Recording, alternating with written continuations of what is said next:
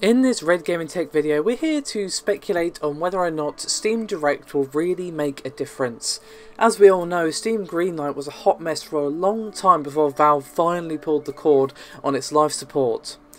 While it was a good idea at its base, it quickly became the entry point for hordes of absolute shite. Ranging from the simply bad to the quote-unquote games that were nothing more than Unity asset flips, the spirit of Greenlight was unfortunately quickly drowned in a sea of absolute dross. The aim of Greenlight was obviously to open the gate to the closed garden that Steam used to be, so we got more than the slim few who made it through previously, but obviously something went wrong along the way and it didn't quite work.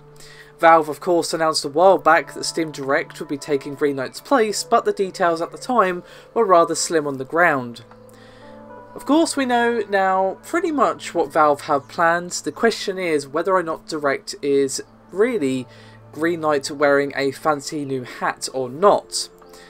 Before we get into that, let's look at the differences between the two systems. With Greenlight, developers simply paid a one-time $100 fee, and once they paid that, they could put as many games as they wanted onto Greenlight. Of course, it also relied on the community voting for the game and showing an interest in it being on Steam, but sadly we witnessed for ourselves how many developers gamed this system and got the absolute worst asset flips imaginable voted for. With Direct, it is going to be $100 fee per game submitted.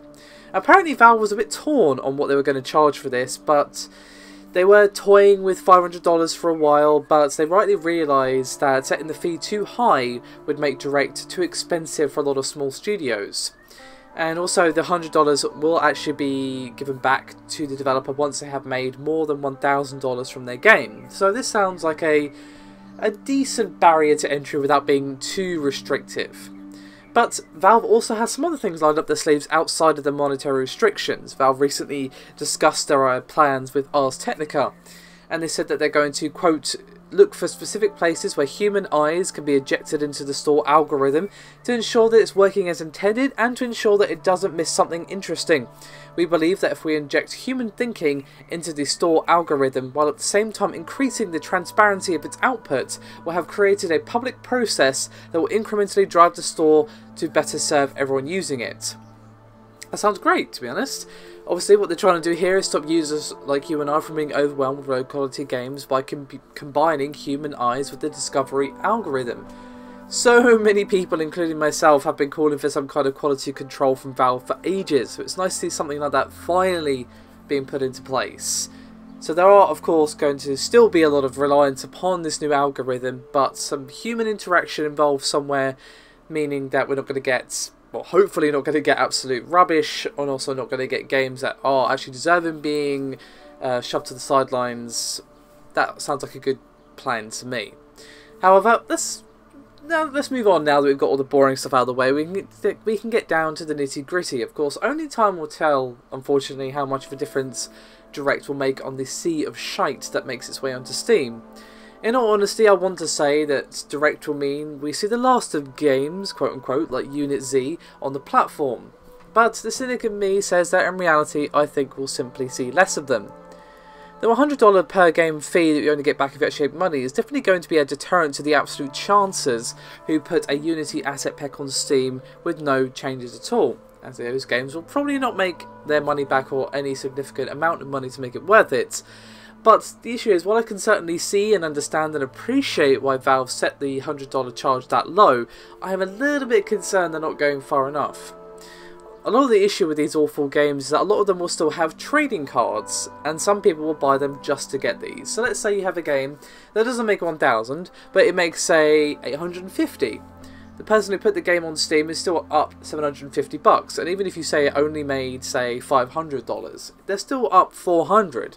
Not bad for something they put as little effort as possible into in this scenario. And as usual, I don't have my crystal ball. I simply think that Direct will only stem the tide. There will still be plenty of quote-unquote companies that will make enough to make the $100 worth it, even if they don't reach over 1,000. And obviously, I think there's still going to be ones that do reach over 1,000. You know, that's a fairly significant chunk of change, but it's not really when you think about it. $1,000 is fairly small change for a game that's even slightly good. But obviously, a lot of these games won't be even slightly good, but you get my meaning. But as much as I am worried that this new system doesn't go far enough, it is still way better than Greenlight. It has some barrier to entry now, and it finally has some damn human beings looking at some of these games. These working in tandem will probably lessen the flow of awful games, but I think there is little Valve can do to stop them completely without also punishing legit developers. I would of course love to be wrong. I want to see a Steam where the games like these are in low as numbers as possible, and we have a truly curated list of unique indie games alongside the heavy hitters to choose from. I doubt this is the future we'll get, but there is some part of me that's still hoping for it. But the main thing that gives me hope for this is that we have a combination system in our futures here. We have the slightly higher risk for these developers who are making either just bad games or asset flips or whatever. They definitely have to think twice before flooding the market with the 5 games they've been working on at once or whatever. And we also have human beings involved finally. So I guess you could say that while the algorithm itself is going to get rid of the absolute worst of the pond scum, what remains will hopefully be further trimmed down by the people looking at the system. But of course, again, only time will tell. I'm definitely hopeful for this, as much as I'm kind of being cynical and concerned about how Direct is not going to make enough of a difference.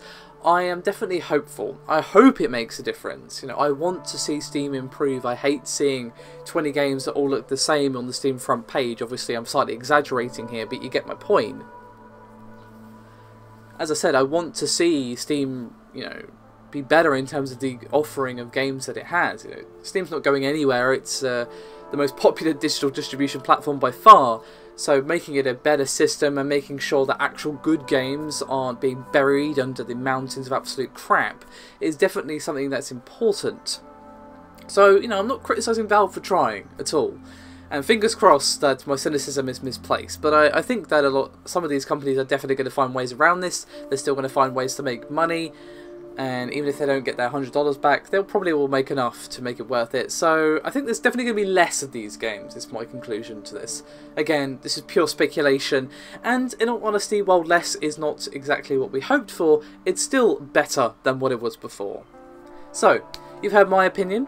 I'd love to hear some thoughts from you guys. As always, do remember to like and subscribe if you haven't done so already. It does help out a great deal, and I'll see you next time.